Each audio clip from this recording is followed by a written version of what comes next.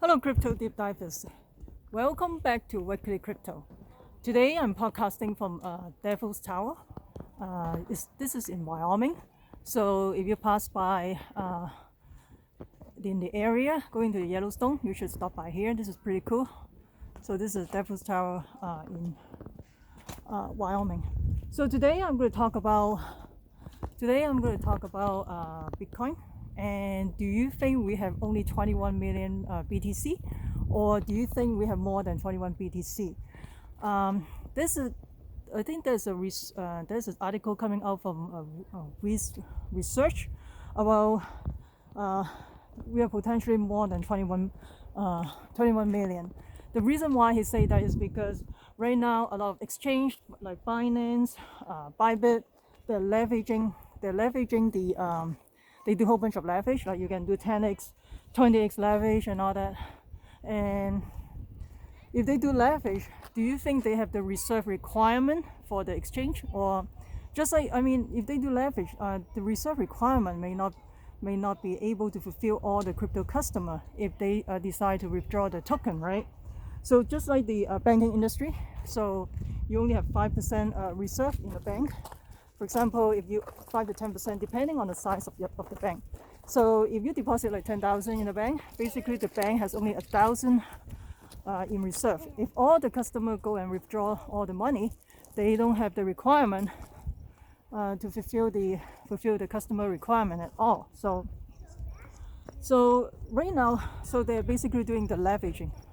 So it's not a good idea if they do that. And also right now it's the lowest reserve.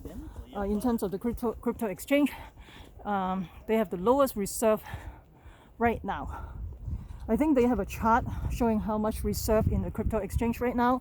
Right now is the lowest ever at this time right now. So if all the crypto customer go and withdraw the crypto, you're not going to get the crypto all at once. So another thing is, are we using the traditional banking models? I'm going uphill a little bit right now, so maybe probably I need some more exercise. And so if they're doing if they don't have the reserve requirement, that means if it is not your key, if you don't hold the private key, you don't hold the token at all. That's my take on it. And I'm still walking up. So it's important that you put your token in the hardware wallet, preferably Ledger, right? Ledger is a good token. So you can put it in Ledger. But the thing is, I heard some news about Ledger. They are sharing the customer information because when you buy a Ledger, you give out your credit card information, your name and address, and I think there's some article coming out. They are sharing the customer information, which is not good at all. And this defeats the whole purpose of crypto, right? So let's see.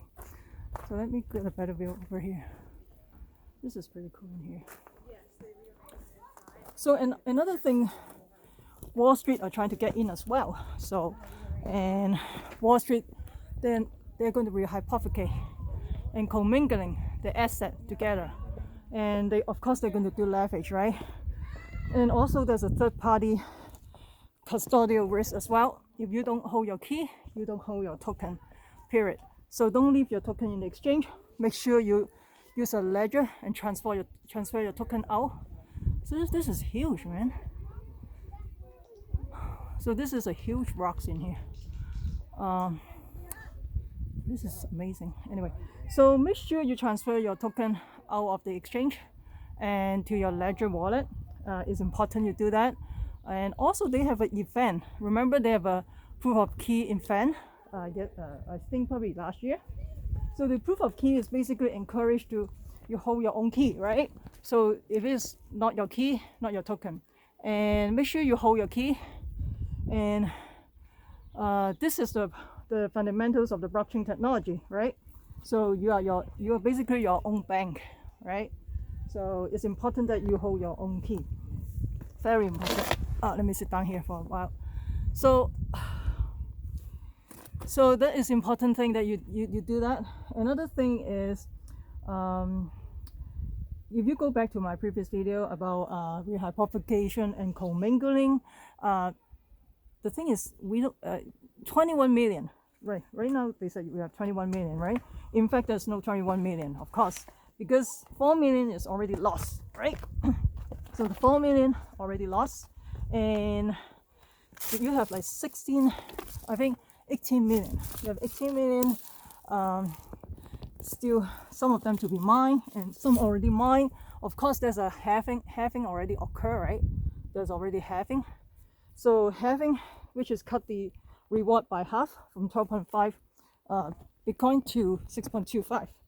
So right now the mining difficulty is getting more and more difficult. So, and of course I talk about the miner capitulation right now. Ooh. So it looks like they're going to push out a less efficient miner. Look at this rocks always here. So this is a pretty interesting place. I'm just walking through. Let me go. Be careful. It's pretty rough here. Okay. So so it's important. It's important that that you keep your own key. That's the whole thing. And with hypothecation, rehypothecation and commingling. Rehypothecation, basically they can amplify, rehypothecate the 21 million to become 10x, maybe 210 million and all that. That is what the Wall Street trying to do. And of course they're going to commingling other assets as well, commingling other assets, for example, credit default swap, US Treasury, the worthless fiat currency, all this they're going to commingling one another as well. So this is not a good idea. And people are so bullish about BAC, right? Remember BAC? They talk about, hey, I'm so bullish about BAC, right? But BAC is not good to the crypto community. We all know that by now. Oh, this is very interesting. Look at all this thing. Look at all these rocks in here. So BAC is not good to the crypto community. We all know by now, right? BAC is horrible. So we know that BAC is not good. Let me hide it. I don't want people to come around this area so I can finish my talk. So BAC is not good to the community. And of course they're going to rehypothecate and commingling the asset. And when they rehypothecate, the Bitcoin is going to dilute the value. And then of course they're going to use the ETF, right? ETF is not good as well because they're not settled in the physical asset. They settle in US dollar. They're not settled in Bitcoin at all. There's something running out there. So it's important that you hold your key, because if you leave it in the exchange basically use your token to loan it to other customer for leverage. So this is just like a stock brokerage as well. Stock brokerage, they somehow if you leave your stock in your brokerage firm, they basically loan out your stock to somebody else who play options, like put and call options, stuff like that. So same as in the exchange in here. That is horrible. I mean, the crypto exchange, they use the same strategy. This is how they make money. Fees, squeeze out the small trader or small investor. And of course a lot of very inexperienced trader got squeezed out with the 10x or whatever x leverage. This is very dangerous. Unless you are professional traders for the last 3 or 4 years, you should not do leverage. Or you don't care about the money, just play a little bit. It's up to you. And this is like just like doing leverage is if you are not a professional trader, basically you're just going to a casino. You don't know what you're doing. So just be very careful out there. If you're a professional trader, by all means, just do whatever leverage you want to do. I don't care. And I don't like those leverage thing because in some way, a lot of people make a lot of money, and in another way, a lot of people lose a lot of money. I mean, if you know what you're doing, fine. But if you don't, you're new to the crypto, I think it's a good idea that you stay away from the leverage for now. It's very attractive. Hey, you can 10x, you can earn 10 times as much, but at the same time, you can lose a lot as well. So, and also the house always win, right? Just like look at the if they have a BTC USD short position, it's more, they're going to pump the price to liquidate the position, and vice versa. So it's not like as simple as we think. But the thing is, if you're a professional trader, you go ahead and do it. But I don't think I don't think I don't think I would do that, because risk versus reward ratio, right? I don't think the reward ratio to me is good right now. And of course, you can follow a lot of some other professional trader, but just be patient, okay? Just like this Devil's Tower, it is not built overnight, okay? A lot of people want to go to the moon, go to the Lambo, make the mistakes, just to do lavish. I think it's very, you got to be very conservative. Right now, it's risk on, unfortunately, but well, you can still make money out of this market too, right? Isn't it? Just follow some trading strategy. This is it's not too difficult. So let me know what you think about the 21 million Bitcoin. Do you think we only have 21 million, or you think we have more than 21 million because of the rehypothecation? And another interesting is I don't know if you still remember the Waze research. Somebody, because I think maybe 1 or 2 years ago, he talked about Bitcoin is a C minus investment, and with the C minus investment, I think somebody hacked their website. They do a DDoS attack in their website, and then it got crashed. I think people got mad on that. And I don't know if he right now he talk about we are more than 21 million. Maybe he got hacked again, and then DDoS attack, and then crashed the Waze research website once again. That would be interesting. So do you think we have more than 21 million Bitcoin? And with the Wall Street coming in, and they're going to play their own rules, play by their own rules. Don't forget, Wall Street, they have been doing rehypothecation commingling. So if you don't know what is rehypothecation commingling, go back to my previous video. I talked about that in my previous video long time ago. It's very important to understand how the Wall Street play the game. Unfortunately, Wall Street is going to manipulate the market no matter what. And because this is going to threaten the status quo, they have been making tons and tons of money out of traditional market. And of course, with more crypto, people get into more crypto, and also with the printing press, and more people will go to Bitcoin to preserve their wealth. And a lot of clients probably requested their high net worth clients probably want to get into cryptocurrency as well. So there will be more demand from their big investor. So the Wall Street guy, they're going to get into the market. They're already in the market actually. So they're going to play by their own games. So we're just a small fish out here, try to make a little bit, right?